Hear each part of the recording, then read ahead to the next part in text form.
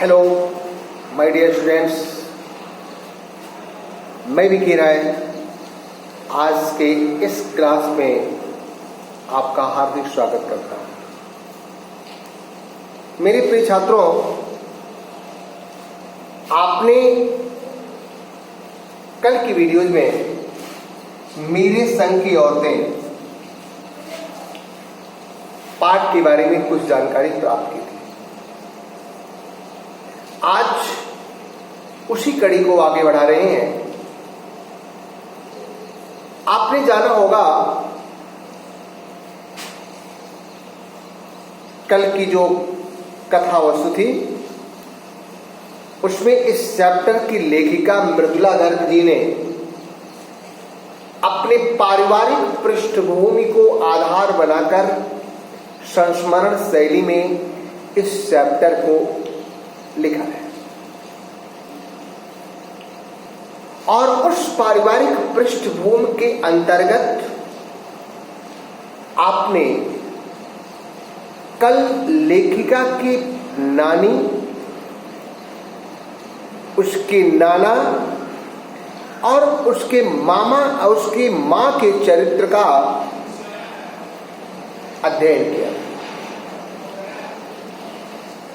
किन परिस्थितियों में लेखिका की मां की शादी हुई और उस शादी में किसने सहयोग किया, इस बात से भी कल आप रूबरू हुए थे। अप्रत्यक्ष रूप से आजादी की भावना, आजादी के उस आंदोलन में किस प्रकार का सहयोग लेखिका की नानी ने किया था, इस बात से भी आप बखूबी परिचित हुए थे। उसकी संक्षिप्त रूपरेखा एक बार फिर से हम आपके जेहन में ताजा कर देना चाहते हैं। लेखिका की नानी के चरित्र के, लेखिका की नानी के व्यक्तित्व के बारे में आपने ये जाना था कि लेखिका की नानी परंपरावादी, अनपढ़ और पर्दा नशीन औरत थी। शुद्ध भारतीय नारी का वो प्रतिरूप थी, जबकि उनके नाना विदेशी शानो शौकत के शौकीन थे। कल आपने इस बात को जाना था। वे कैम्ब्रिज विश्वविद्यालय में बैरिस्ट्री की पढ़ाई करने गए थे और विदेशी आबो हवा उनके साथ लग गई। और आपने ये भी जाना था कि लेखिका की मां की शादी में सहयोग उनके पति के पारिवारिक, उनके पति के मित्र अर्थात पति के ये परिवार के मित्र प्यारेलाल शर्मा, जो एक स्वतंत्रता संग्राम सेनानी थे, उन्होंने किया था और उन्हीं के सहयोग से लेखिका की मां की शादी एक स्वतंत्रता संग्राम सैनिक से हुई थी। इस प्रकार से उस आजादी के आंदोलन में एक अप्रत्यक्ष भूमिका अदा किया था लेखिका की नानी ने। अर्थात प्रत्यक्ष रूप से तो नहीं हुआ, लेकिन अपनी बेटी की शादी एक स्वतंत्रता संग्राम सैनिक से करा करके उन्होंने आजादी की उस लड़ाई में अपना महत्वपूर्ण योगदान दिया था, क्योंकि वे कभी नहीं चाहती थी कि उनकी बेटी की शादी किसी विदेशी से। आगे आपने उसके मां के बारे में जब जाना था तो ये भी जाना था कि उनकी मां एक बहुत सीधी सादी औरत है, सुंदर, निष्पक्षता, नजाकत और ईमानदारी की भावना उनमें कूट कूट कर भरी हुई थी। दृढ़ निश्चयी थी, जो कुछ भी एक बार कह देते थे परिवार को उनकी बातों को मानना पड़ता था। और उसी कड़ी में कल आपने ये भी जाना था कि लेखिका की मां के दो शौक थे। वे पुस्तकें पढ़ने और संगीत सुनने की शौकीन थी और आपने उनके दो गुण भी जाने थे। एक ये जाना था कि वे कभी झूठ नहीं बोलते और दूसरा गुण आपने ये जाना था कि एक की कही गई बात को दूसरे के सामने कभी कहा नहीं उन्होंने, अर्थात गोपनीय बात को गोपनीय ही रखते थे। और आइए उसी कड़ी को हम आगे बढ़ा रहे हैं। जब आप ये जानोगे कि लेखिका, अब अपने वो प्रतिपक्ष की तरफ आ रही हैं, लेखिका की परदादी का व्यक्तित्व आज आप जानेंगे और साथ में लेखिका की बहनों के बारे में आप जानेंगे। तो चलिए आगे बढ़े। लेखिका की परदादी भी लेख से हटकर चलने वाली महिला थी। उनकी भी कुछ अजीब सी बातें थी जो लेख से हटकर चलने की थी, जो अधिकांश लोग नहीं करते। पहली चीज जो देखने को मिली कि लेखिका की परदादी ने एक बार मन्नत मांगी कि हे देवी, यदि हमारी जिंदगी में हमारे पास 2 साड़ी से अधिक, 2 धोतियों से अधिक धोती हो जाएगी तो अतिरिक्त धोती मैं दान कर दूंगी। ऐसा विचार, ऐसी मन्नत भला दुनिया में कम देखने को मिलता है। दूसरा, इससे बड़ा जलवा तब देखने को मिला जब उन्होंने देवी मां के मंदिर में जाकर एक बड़ी मन्नत मांग डाली। अमूमन लोग मांगते हैं जब किसी के परिवार में कोई संतान आने वाली होती है, अर्थात कोई औरत गर्भवती रहती है,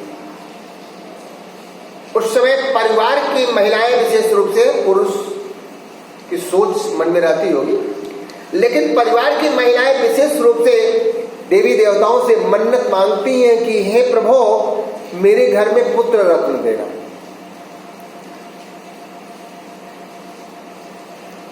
पुत्री के बारे में कम लोगों की मन्नत होती, जबकि ऐसा कभी नहीं होना चाहिए। बेटी अनमोल होती है, बेटी की तुलना किसी से नहीं की जा सकती। वो धन होती हैं जो दुनिया को रोशन करती हैं,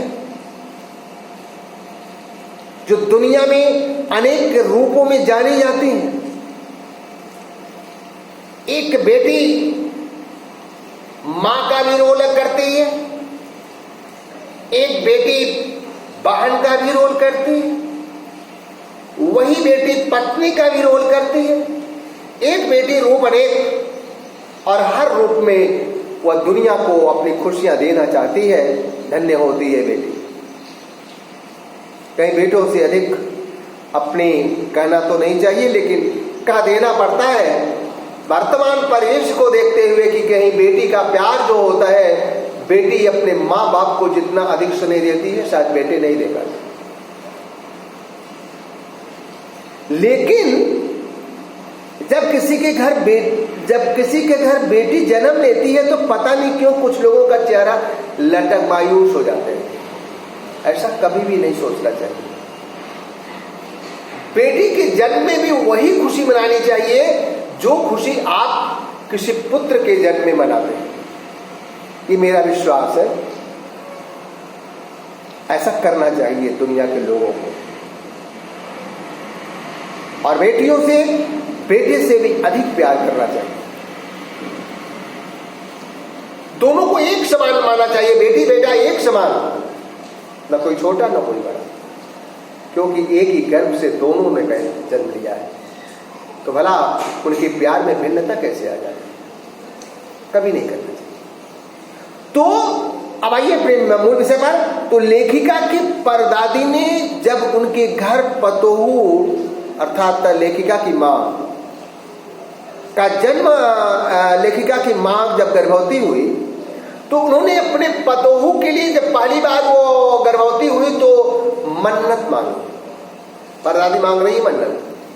अभी उसकी पहली बात मैंने आपको बतलाई थी कि यदि 2 से अधिक धोती उनको प्यास हो जाए तो वो 1 धोती दान कर देंगे। ये दूसरा जलवा है कि देवी माँ के मंदिर में एक बार गई, जब उनकी पतोहू गर्भवती थी तो उन्होंने देवी माँ से मन्नत मांगी कि हे देवी माँ, हमारे घर एक सुंदर सी बेटियां जन्म ले। लेखिका सोच रही है कि आखिर मेरी परदादी ने ऐसा क्यों सोचा होगा। और तब लेखिका को लगा कि शायद परदादी जो थी, दादी जो थी, वो बेटियों से अधिक प्यार करती रही होंगी, इसलिए उन्होंने इस प्रकार की मन्नत मांगी। ऐसा नहीं कि उस परिवार में कोई बेटी थी ही नहीं, इस परिवार की थी लेखिका मृदुला जी। उस परिवार में बेटियों ने भी जन्म लिया था, बेटों ने भी जन्म लिया था। और ऐसा सोचा जाता है कि जिस घर में बेटी नहीं होती तो परिवार के लोग उस समय सोचते हैं कि काश एक बेटी होती तो कम से कम उसका कन्यादान करके अपने जीवन को धन्य तो कर पाते, क्योंकि बेटी का कन्यादान जीवन का सबसे बड़ा पुण्य होता है। तो उस समय लोग मांगते हैं, लेकिन मृदुला जी के परिवार में तो बेटियां भी थी, बेटे भी थे, तो भला दादी ने ऐसी मन्नत क्यों मांगी। जब लेखिका की सोच में ये बात आती है तो लेखिका सोच रही है कि शायद मेरी दादी को बेटियों से ज्यादा प्यार होता होगा, इसलिए मेरी परदादी ने इस प्रकार की मन्नत मांगी। खैर, देवी मां की कृपा भी हो गई। देवी मां दिल से मांगी गई शायद वो मन्नत थी। देवी मां इतनी खुश हुई कि एक बेटी की तो बात ही अलग, देवी मां ने 1, 2, 3 नहीं बल्कि पूरी 5 बेटियां लगातार उस घर में आई। अर्थात लेखिका 5 बहनें हुई और 5 बहनों के बाद उन्हें भाई मिला। लेकिन 5 बहनें, 5 बेटियां लगातार आई, मन्नत इतनी ज्यादा सफलीभूत हुई। ये था परदादी का व्यक्तित्व। और कितनी उदार दिल थी, कितनी नेक दिल थी कि किसी गलत रास्ते पर जा रहे इंसान को भी सही रास्ते पर लाने की एक अद्भुत क्षमता थी। आइए उस घटना को भी जान लें कि एक बार परदादी जी सो रहे थे घर में। घर के सारे सदस्य किसी वैवाहिक कार्यक्रम में शामिल होने के लिए चले गए थे। घर में अकेली परदादी थी। संजोग से उस रात को एक चोर घर में घुसा। चोर उसी कमरे में घुसा जिस कमरे में दादी मां सो रही थी। कमरे में अंधेरा, लेकिन खटपट की आवाज से दादी मां ने जान लिया कि लगता है घर में कोई चोर घुस गया है। लेकिन दादी मां ने कोई प्रतिक्रिया नहीं व्यक्त की, कुछ बोला नहीं, कुछ कहा नहीं। ऐसा कि हम लोग डर जाते हैं, चोर चोर चोर बुला हल्ला करने लगते हैं, लेकिन उन्होंने कुछ नहीं कहा। बड़े प्यार से उससे एक बोल बोला कि सुनो, ये लोटा है, इस लोटे को ले लो, मुझे बहुत प्यास लगी, और इस लोटे को लेकर के जाकर के कुएं से पानी भर करके लेते आना। रस्सी से, जो रस्सी रखी हो उस रस्सी से बांध करके कुएं में से रस्सी से वो डाल करके लाना, और फेटे में जो कुछ भी बांधे हो उसमें डालना मत, डाल देना। चोर को बड़ा आश्चर्य हुआ कि अंधेरी रात में कैसे जान रही कि मेरे फेटे में रस्सी बंधी हुई। खैर, चोर से रहा नहीं गया। उसने कहा कि अरे मैं चोर हूं, लेकिन दादी जी कुछ बोली नहीं। प्यार से कहें कि जाओ, मुझे प्यास लगी है, पानी में ले आओ। चोर जाता है, लोटे में पानी भर करके लाता है। दादी, लेखिका लिखती हैं कि दादी ने उस लोटे का आधा पानी पिया और आधा पानी उस चोर को दे दिया पीने को, कहा कि पी जाओ। चोर भी मंत्रमुग्ध जैसे हो गया था, उस पानी को वो भी पी गया। और तब दादी बोल पड़ी कि बेटा, एक लोटे से पानी पीकर हम दोनों अब एक हो गए। मेरे प्रिय छात्रों, जब किसी में बहुत प्यार होता है ना, जब दो लोगों के बीच, तो उस प्यार में इतना अपनापन आ जाता है कि लोग अपनी खाई गई झूठी चीज भी दूसरे को खिलाते हैं, या दूसरे की खाई गई झूठी चीज को अपने भी खाते हैं। कोई ब्रेड उठा लिया, उस ब्रेड को पहले अपने दोस्त को खिलाए, जैसे समोसा ही ले लिया, समोसे को पहले अपने दोस्त से कहा कि काट लो, दोस्त ने काट लिया और उसी काटी गई इसका शेष हिस्सा अपने खाते हैं। लोग कहते हैं कि इससे प्यार और बढ़ता है। ये एक सच्चे प्यार की निशानी होती है।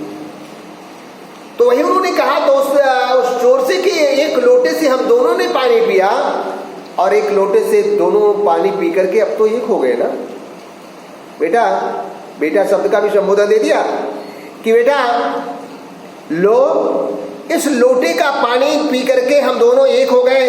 आज से अब तुम्हारी इच्छा पर निर्भर है कि तू चाहे चोरी कर और चाहे खेती कर। इस घटना का उस चोर के ऊपर इतना प्रभाव पड़ा कि उसके जीवन की दशा ही बदल गई, दिशा ही बदल गई, और वह चोर चोरी छोड़ करके खेती बाड़ी करने लगा।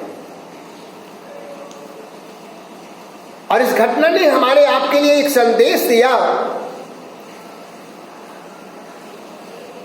कि प्रेम में वो ताकत होती है, प्रेम की बोल में वो ताकत होती है कि गलत रास्ते पर जा रहे इंसान को भी सही रास्ते पर ला देती है। प्रेम से हम किसी को भी एक सही मुकाम दे सकते हैं। उसको डांट करके, उसको सजा दे करके हम किसी को सही रास्ते पर नहीं ला सकते। और इसके आगे लेखिका ने अपने पारिवारिक पृष्ठभूमि को बतलाया है, जो अपने 5 बहनों के बारे में लेखिका ने कहा कि हम 5 बहनें हैं। मेरी सबसे बड़ी बहन का नाम मंजुला भगत है, दूसरी बहन मैं स्वयं हूं। मेरी बहन जो मंजुला भगत है, उनके घर का नाम रानी। दूसरी बहन मैं खुद हूं, मेरे घर का नाम उमा और मेरा खुद का नाम मृदुला गर्ग। मेरी तीसरी बहन गौरी, जिसका मूल नाम चित्रा, और मेरी 2 बहनों का केवल एक ही नाम था।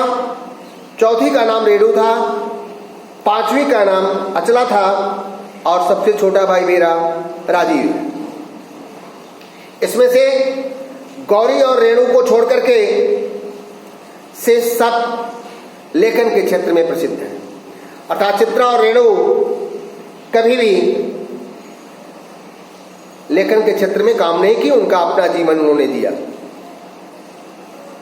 तीसरी बहन जो चित्रा है, वो पढ़ने में कम, पढ़ाने में उसकी अधिक रुचि थी। इसीलिए वो अपने विद्यार्थी जीवन में पढ़ने में बहुत अच्छी नहीं थी, लेकिन किसी को कुछ पढ़ाने में, कुछ सिखलाने में उनका ज्यादा इंटरेस्ट था। इसीलिए परीक्षा में उनके अच्छे अंक कम, उनके शिष्यों के अंक ज्यादा आए। लेकिन वो दृढ़ निश्चयी और जिद्दी स्वभाव की थी। रेणु का परिचय ही ये चित्रा का परिचय है। वो जो कुछ भी ठान लेती थी उसे करके ही दम लेते थे। एक बार किसी युवक से उनका प्रेम हो गया, उन्होंने उस युवक से शादी करने का निश्चय कर लिया और अंत में उसे पूरा भी कर लिया। रेणु अपनी धुन की बड़ी पक्की थी, जो करना चाहती थी वही करती थी। स्कूल अन्य बहनें गाड़ियों से जाती थी, स्कूल बस से, लेकिन रेणु स्कूल बस से नहीं जाती थी। बहुत स्वावलंबी विचारधारों की थी, स्वाभिमानी थी। स्कूल बस से नहीं जाते थे, वह पैदल ही जाते थे। एक बार बरसात हो रही थी, लोगों को लोग कहा कि आज विद्यालय बंद है, मत जाओ, लेकिन रेणु पर किसी की बात का प्रभाव नहीं पड़ा। अकेले 3 कोस पैदल चली गई। विद्यालय जाने पर उनको पता चला कि विद्यालय बंद है, और उसके बाद वो फिर से वापस आ गई पैदल ही। सोचो कितनी धुन की वो पक्के थे कि पैदल ही गई, पैदल ही चली भी आई। और एक बार, इसका मतलब वे अपने धुन की बहुत ही पक्की थी। और अंत में लेखिका को लिखना पड़ा कि वास्तव में अकेलेपन का मजा कुछ और ही होता है। अकेली गई, अकेले आई, उस बीच में जो उसको आनंद मिला, उस आनंद की तुलना किसी से नहीं की जा सकती। तो मेरे प्रिय छात्रों, इसके साथ ही आज आपका ये चैप्टर मेरे संग की औरतों का समापन हुआ। फिर अगली क्लास में आपसे मिलेंगे। ओके, तब तक के लिए गुड बाय, नमस्कार।